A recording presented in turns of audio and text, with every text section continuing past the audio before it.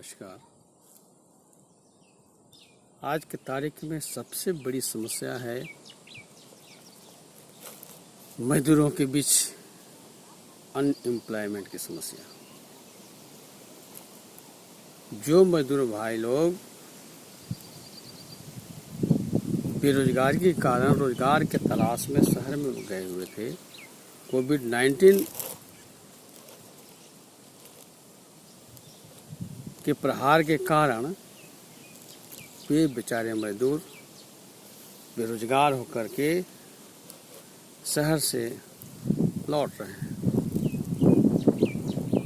रास्ते में उनके साथ क्या दुर्गति हो रही है ये जग जाहिर है, सब जान रहे हैं। बेचारे बेबस लाचार बेरोजगार मजदूर जिस बेरोजगार के कारण त्रस्त होकर के, परेशान होकर के, लाचार होकर के अपने घर, अपने परिवार, अपने गांव छोड़कर शहर की ओर पलायन किए थे, आज वही बेरोजगार मजदूर अपने रोजगार गंवाकर अपने घर, अपने गांव की ओर किसी तरह से आ रहे हैं। रास्ते में कितनी परेशानियां हो रही हैं। कुछ पैदल आ रहे हैं, कोई ट्रक में जानवर की तरह ठूस ठूस कर आ रहे हैं, कुछ किसी तरह से ट्रेन से आ रहे हैं। रास्ते में खाने का कोई सुविधा नहीं है, दाने दाने के मुहताज हैं। कई लोग तो रास्ते में अपना दम भी तोड़ चुके। लेकिन सवाल उठता है कि ये मजदूर जिस रोजगार के तलाश में शहर की ओर पलायन किए थे, अब ये बेरोजगार हो गए हैं और अब ये मजदूर लोग जब अपने घरों को आ रहे हैं, अपने गांव में आ रहे हैं, तो फिर तो इनके साथ वही समस्या है, अनएम्प्लॉयमेंट की समस्या, बेरोजगारी की समस्या। ये अलग बात है कि सरकार ने 20 लाख करोड़ रुपए इनकी एम्प्लॉयमेंट के नाम पे, इनके राहत के नाम पे जारी किया है। लेकिन क्या यह 20 लाख करोड़ रुपए का जो पैकेज है वास्तव में इन गरीब, बेबस, बेरोजगार, लाचार मजदूरों के आंसू पहुंच सकेंगे? सरकार हालांकि कहती है कि यह पैकेज मजदूरों को जो बेरोजगार होकर के शहर से पलायन कर रहे हैं घर की ओर, गांव की ओर, उन्हें आत्मनिर्भर बनाने में सहयोग करेगा। लेकिन सोचने की बात है कि यह 20 लाख करोड़ रुपए अगर केवल लाखों करोड़ों मजदूरों के लिए जारी किया हुआ होता तो संभव भी था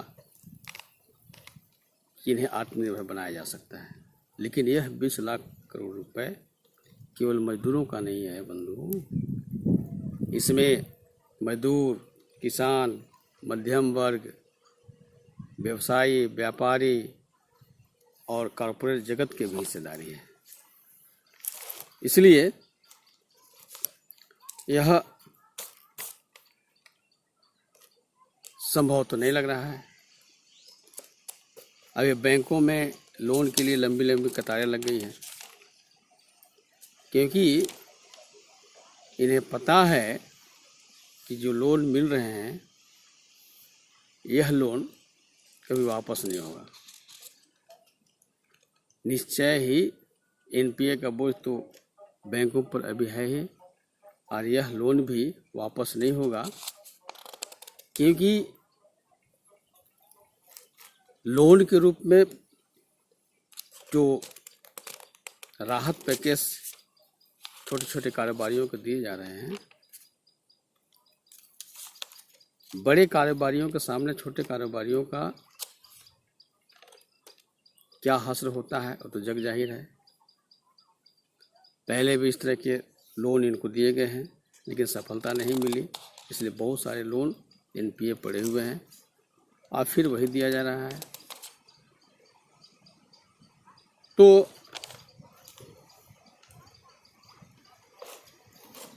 मजदूर भाइयों, अगर वास्तव में सरकार आप सबों की समस्या का समाधान चाहती है, अगर वास्तव में मजदूरों को आत्मनिर्भर बनाना चाहती है, वास्तव में मजदूरों की बेरोजगारी दूर करना चाहती है, मजदूरों के आंसू पोंछना चाहती है और सही मायने में मजदूरों के प्रति सरकार की दया है, दया भावना है, कल्याण चाहती है, तो अगर सरकार चाहे ईमानदारी से तो इन मजदूरों के लिए सामूहिक रूप से रोजगार मुहैया करा सकती है और इनका घर के आसपास, इनके गृह क्षेत्र में इनको रोजगार दिया जा सकता है। जैसे एग्जाम्पल बता रहा हूँ कि मैक्सिमम जो मजदूर हैं उनके पास कुछ न कुछ ज़मीन है, या ऐसे लोगों को कहें कृषि मजदूर, और कुछ भूमिहीन मजदूर भी हैं। तो कृषि मजदूर शहरों में पलायन होने के लिए मजबूर इसलिए हुए, अगर आप उसको तहकीकात करेंगे, सही में जांच करेंगे तो पता चलेगा कि उनके पास जो कृषि योग्य भूमि है, उन भूमियों का उत्पादन क्षमता दिन प्रतिदिन घटते गया, या खेती में जितना खर्च लगता था उतना वापस आता नहीं था। मतलब वह भूमि अलाभकारी के रूप में परिणत हो गया, इसलिए छोड़ करके उन्हें शहर की ओर पलायन करना पड़ा। अगर सरकार चाहे तो यह जो बंजर भूमि पड़ी हुई है इसको आबाद कर सकती है। अब इसमें दो फायदे हैं, अपने ही खेत में इन मजदूर किसानों को रोजगार भी मिल जाएगा, और जो बंजर भूमि पड़ी हुई है जो लाभकारी नहीं है, जिसके कारण एक मजदूर किसान वर्ग उसको उसमें खेती करना नुकसानदेह समझते हैं, वह वही खेत लाभ भी देने लगेगा। जैसे क्या किया जा सकता है, मैं एग्जाम्पल लेता हूँ झारखंड प्रदेश का। झारखंड प्रदेश के अधिकतर ज़मीन उबड़ खाबड़ है, इसलिए जब बरसात होती है तो उस ज़मीन की जो उर्वरा शक्ति है वो बह करके नदी नाले में चले जाते हैं। अगर वैसे भूमि को तटबंध कर दिया जाए तो वर्षा के जल उसी ज़मीन में ठहर जाएगा, और जो उस ज़मीन में जो पोषक तत्व है वो बह करके नदी नाले में नहीं जाएंगे। दूसरा क्या है, बहुत सारे ऐसे पहाड़ी इलाका की ज़मीन है जिसमें अगर प्लांटेशन कर दिया जाए, पेड़ पौधे लगा दिए जाए उन्हीं किसान के ज़मीन पे, तो वही पेड़ पौधे आने वाले समय में उस किसान के लिए हर तरह से लाभदायक होगा। दूसरी बात है कि किसान भाइयों के अपने गांव में घर के आसपास छोटे छोटे नदी हैं, नाले हैं, तत्काल अगर उन नदी नालों पर चेक डैम का कार्य शुरू कर दिया जाए तो इन्हें रोजगार भी मिल जाएगा, और जैसी बरसात शुरू होगा उस चेक डैम में पानी लबालब भर जाएंगे, बाढ़ का भी खतरा रुकेगा और वाटर लेयर भी ऊपर आ जाएगा, उससे सिंचाई भी होगी, खेती भी बढ़िया से हो सकती है। इसके अलावे ग्रामीण क्षेत्रों में बहुत सारे सड़क हैं जो यूं बेकार पड़े हुए हैं, अभी तक उनका निर्माण नहीं हुआ। अगर सरकार वास्तव में ईमानदारी से चाहती है कि इन बेबस लाचार मजदूरों को रोजगार मिले,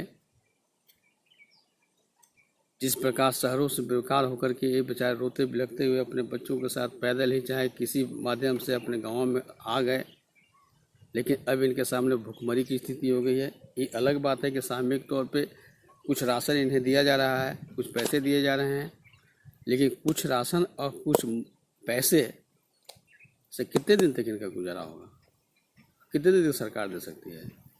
अब मेरा मानना है कि जो राशन, जो पैसे आप इन्हें फ्री में दे रहे हैं, उसी को अगर मजदूरी के रूप में दें, अपने ही खेत खलिहान में, अपने ही घर में काम करें, तो एक तो इनका पेट भी भर जाएगा, रोजगार भी मिल जाएगा और साथ साथ खेत भी आबाद हो जाएगा। और यूँ ही अगर फ्री में देते, निःशुल्क में देते, कोई काम धंधा नहीं देते हैं, तो आखिर वो जो भी रिलीफ फंड दिए जा रहे हैं वो किसी न किसी का अंश तो है, टैक्स पेयर लोगों का है, मध्यम वर्गीय लोग टैक्स पेयर है। तो ये तो एक को फ्री में दे रहे हैं, दूसरे ऊपर अनावश्यक बोझ डाल रहे हैं, ये तो फ्यूचर के लिए अच्छा नहीं है। तो ये भी कर सकते हैं। दूसरी बात क्या है कि ग्रामीण क्षेत्र में रासायनिक खाद आज दो तरह से नुकसान पहुंचा रहे हैं। एक तो अंधाधुंध उपयोग के कारण जो जमीन का जो पोषक तत्व है, जो पोषण शक्ति है, वो भी खत्म हो रही है।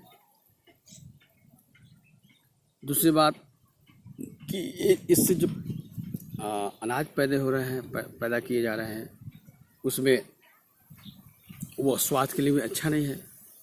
फिर रासायनिक कीटनाशक दवा है, ये भी एक सिद्ध हो गया है कि स्वास्थ्य के लिए ना अच्छा है, ना पौधों के लिए अच्छा है, ना प्रोडक्शन के ख्याल से अच्छा है। इसका दूरगामी प्रभाव बहुत ही बुरा पड़ रहा है।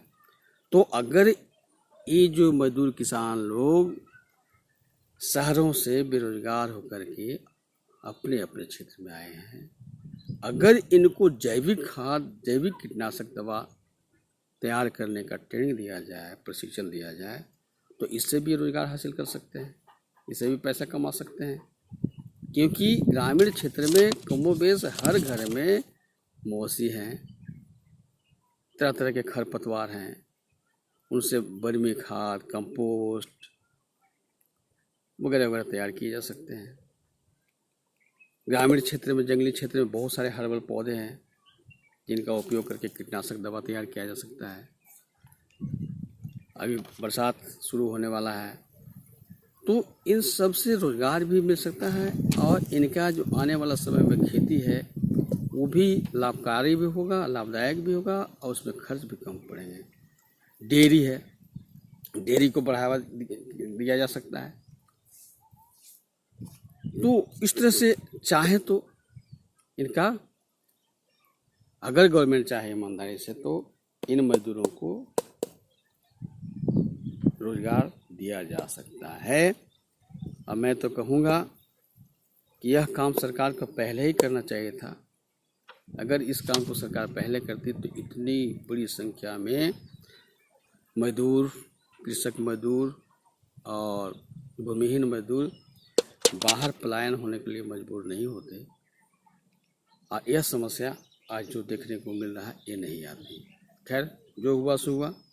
अभी सरकार को इस पर कदम उठाना चाहिए, लेकिन अब सवाल उठता है कि सरकार क्या इस कार्य को करेगी।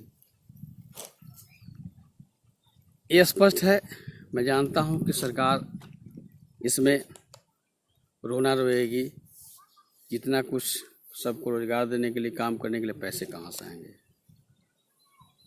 लेकिन भारतवर्ष अगर ईमानदारी से देखा जाए तो भारतवर्ष वास्तव में सोने की चिड़िया था और है और रहेगा। आज भी पैसे की कमी नहीं है। मैं बताता हूँ कहाँ है। 1% लोगों के पास भारत के कुल संपत्ति का 50% है। और वो कौन कौन से लोग हैं? बड़े बड़े कॉरपोरेट घराने के लोग, अडानी, अंबानी, टाटा, बिरला, मित्तल, ये जो बड़े बड़े कॉरपोरेट घराने हैं, औद्योगिक घराने के लोग हैं, इनके पास अरबों खरबों की संपत्ति पड़ी हुई है। ये पड़ी हुई है, उसका यूज नहीं है, जमा करके रखे हुए हैं। दूसरी बात है फिल्मी हस्तियाँ, जैसे अजय देवगन, सलमान खान, शाहरुख खान, अमिताभ बच्चन, इनके पास अरबों खरब की संपत्ति है। उसी तरह से बड़े बड़े राजनेता जैसे नेहरू परिवार, लालू परिवार, मुलायम सिंह यादव का परिवार, सिंधिया परिवार, भाजपा के बड़े बड़े नेता मंत्री, इनके पास अरबों खरबों की संपत्ति पड़ी हुई है। इस सब को कुल अगर मिला दिया जाए, कैलकुलेशन किया जाए, तो भारत की जो कुल संपत्ति है उसका 50% इनके पास है। अगर सरकार चाहे तो इनकी संपत्ति के माध्यम से द्वारा इन गरीब बेबस मजदूर किसानों को आत्मनिर्भर बना सकती है, इनको गरीबी से बाहर निकाल सकती है। इतना ही नहीं, जो मंदिर हैं, दरगाह हैं, इनके पास अकूत संपत्ति है जो जमा करके रखे हुए, इकट्ठा करके रखे हुए।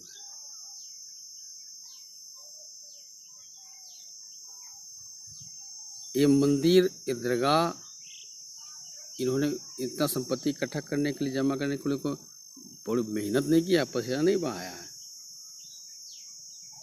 तो आखिर ये मंदिर हैं जो भगवान के नाम पर इतना दान अनुदान लिए हैं। ये उपदेश भी देते हैं कि नर ही नारायण होता है, नर में ही नारायण का वास होता है। तो आज नर रूपी नारायण भूख से तड़प रहे हैं।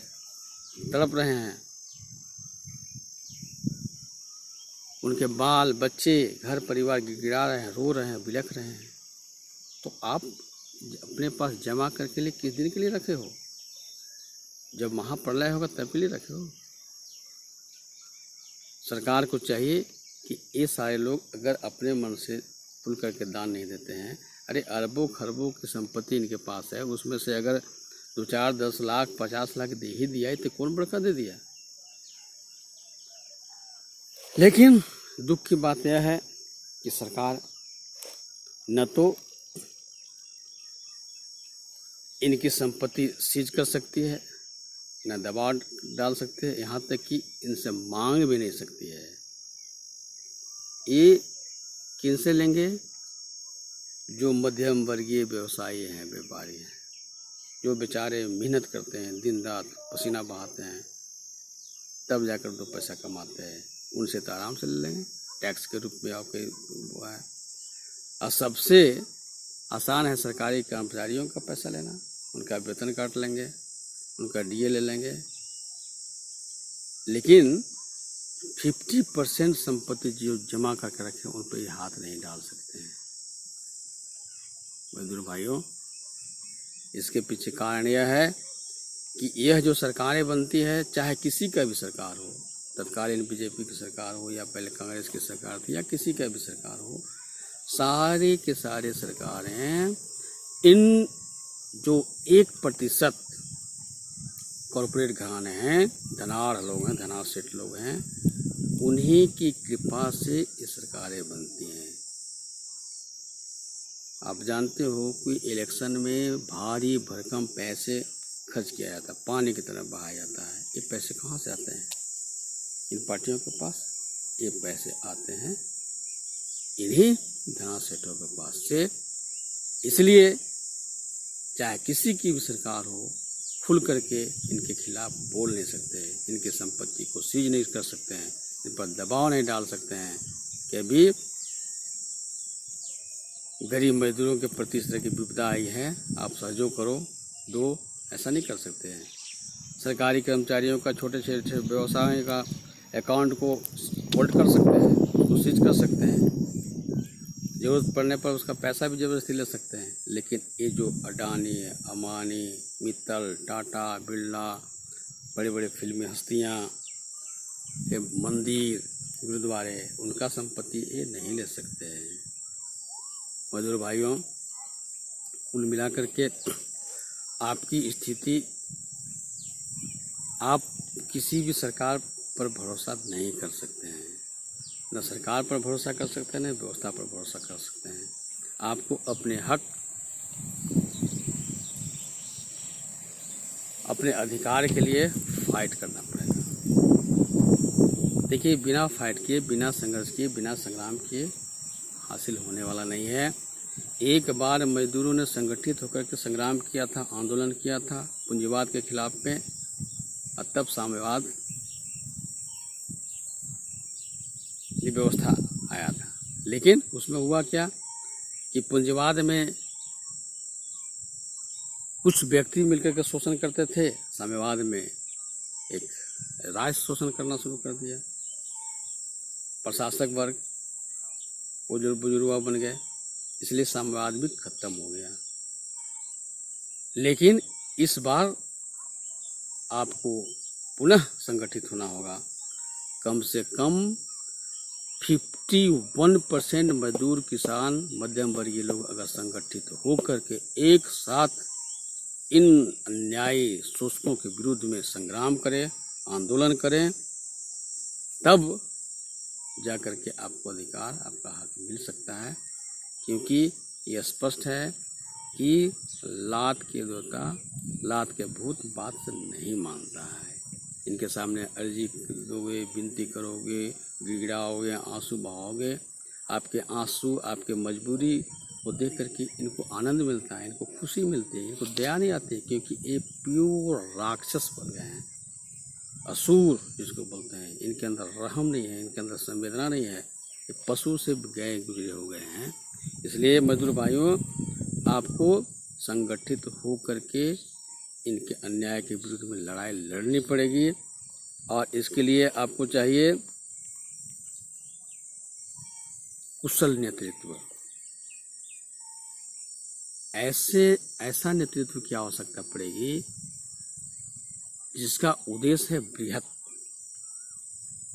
जो सेल्फिश नहीं है, जिसके पास गॉड सेंटर्ड फिलॉसफी है, जिसकी भावना है हर में पिता माता गौरी भुवन त्रयम। मतलब ये संसार जो है इसके बनाने वाले परम पुरुष हैं, प्रकृति माता है, और जितने भी मनुष्य हैं सब एक ही पिता के संतान है। इसलिए सब आपस में भाई भाई हैं। इसलिए सबको जीने का हक है। ये जो प्राकृतिक संपदा है, संसाधन, उस पर सबका बराबर अधिकार है। इस भाव को लेकर के जो नेतृत्व करेंगे, उसके नेतृत्व में सबको संगठित होकर के आंदोलन करना पड़ेगा। और इसको बोलते हैं विक्षुब्ध शूद्र विप्लव। प्रणेता प्रभात रंजन सरकार कहते हैं कि तीव्र शक्ति संपातेन गति वर्धनम विप्लव। तीव्र शक्ति संपातेन गति वर्धनम विप्लव। जब शोषक वर्ग बिल्कुल संवेदनहीन हो जाते हैं, सीमा पार कर जाते हैं, तो यहाँ पर तीव्र शक्ति का प्रयोग करना पड़ता है। मतलब एक जबरदस्त आंदोलन खड़ा करना पड़ता है, उग्र आंदोलन खड़ा करना पड़ता है। और तभी जो है सो ये शोषक वर्ग में सुधार हो सकता है। तो इसलिए मेरा कहना यह है कि आप मजदूर वर्ग, जिस मजदूर भाई लोग जिस बेरोजगारी के कारण, जिस अनएम्प्लॉयमेंट के कारण आप गांव छोड़कर शहर गए थे, आज गांव में लौट रहे हैं। यहाँ पर भी सरकार कुछ भी अनाउंस कर रही है, घोषणा कर रही है, आपका स्थिति सुधरने वाला नहीं है। आपको तो हक के लिए फाइट करना ही पड़ेगा। ये नेतागण घड़ियाली आंसू बहाते हैं, आपका भलाई नहीं चाहते हैं। इसलिए मैं ये कहना चाहता हूँ कि प्रोटेस्टों के नेतृत्व में बहुत प्रणेता श्री प्रभात रंजन सरकार ने जो संगठन बनाया है सदविप्र समाज का, उस सदविप्र के नेतृत्व में आप लोग आ जाएं। कम से कम 51% मजदूर, किसान, मध्यम वर्गीय लोग संगठित हो जाएं। आप देख लेना, आपका अधिकार, आपका हक आपका मुट्ठी में होगा। और 100% लोगों को रोजगार देने का गारंटी बहुत देता है। अब कैसे 100% रोजगार आपको देगा, और इन अन्यायी शोषकों के विरुद्ध में कैसे संग्राम करोगे अपने हक के लिए, अपने अधिकार के लिए, इसके बारे में मैं अगला वीडियो में समझाने का प्रयास करूंगा, बताने का प्रयास करूंगा। मजदूर भाइयों, आप सकुशल वापस आ जाएं। आप आ करके आप ये मान लें कि आपको सरकार की तरफ से कुछ मिलने वाला नहीं है। बस जैसे आ रहा कि कुत्तों के आगे 2-4 रोटियां डाल दी जाती हैं और 2-4 रोटियों के लिए कुत्ते आपस में लड़ भिड़ जाते हैं, काटा काटी करते हैं, मारा मारी करते हैं। मालिक तो कहता है कि हम तो दिए तुम लोग को, तो लोग खाना ही नहीं आता है। तो ये जो शोषक वर्ग है, ये मजदूर किसानों को बस ठीक कुत्ता ही समझते हैं।